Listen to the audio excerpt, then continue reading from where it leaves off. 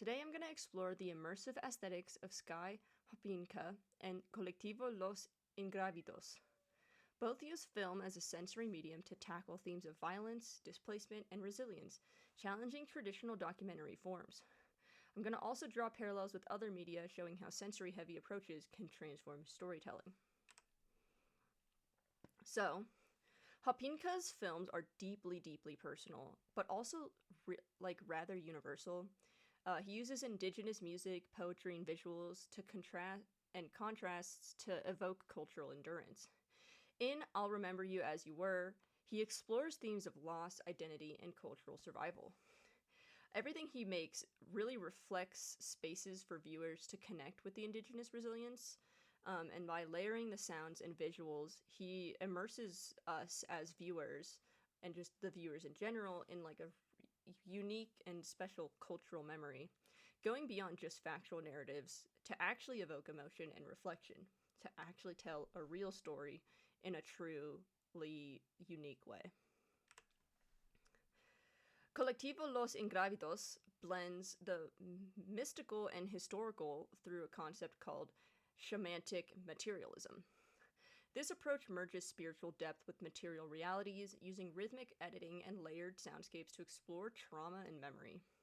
In the Sun Quartet, rhythmic editing and symbolic soundscapes connect past tragedies like the 1968 Tlatelolco, we're probably going to say this wrong, Tlatelolco massacre, to the 2014 Ayotzinapa tragedy. Sorry if I just atrociously pronounced those.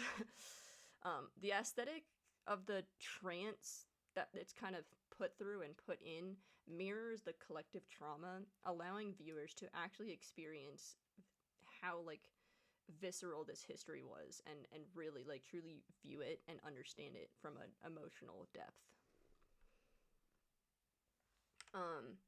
So for a more modern parallel, and surprisingly or unsurprisingly, as a really interesting example can be found in anime. If you know of the show Mob Psycho 100, this show uses a lot of surreal visuals to convey emotional depth. The protagonist Mob, his abstract inner turmoil is portrayed through super high sensory overload, much like how Hopinka and Colectivo Los Ingrávidos immerses the viewers in memory and resilience. This is kind of even further explained by the whole plot of the show just being the fact that if Mob's emotions reach 100, or essentially he's overstimulated to 100%, then he has his psychic outburst.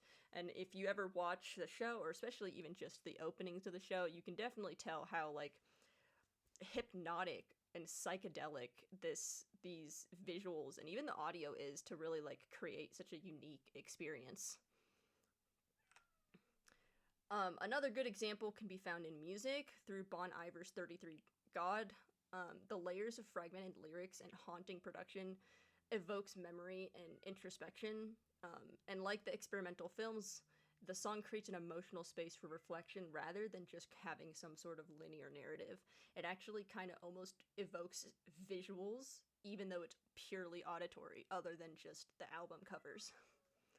So, overall, by transforming these themes like memory and identity into sensory experiences, Hopinka and Colectivo Los Ingrávidos reminds us that of just how powerful art can be.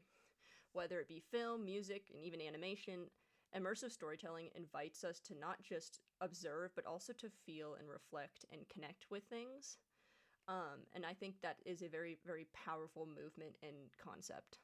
So for a question for all of you guys, how do immersive aesthetics engage with themes of memory, identity, and resilience? Thank you guys for watching, and I hope you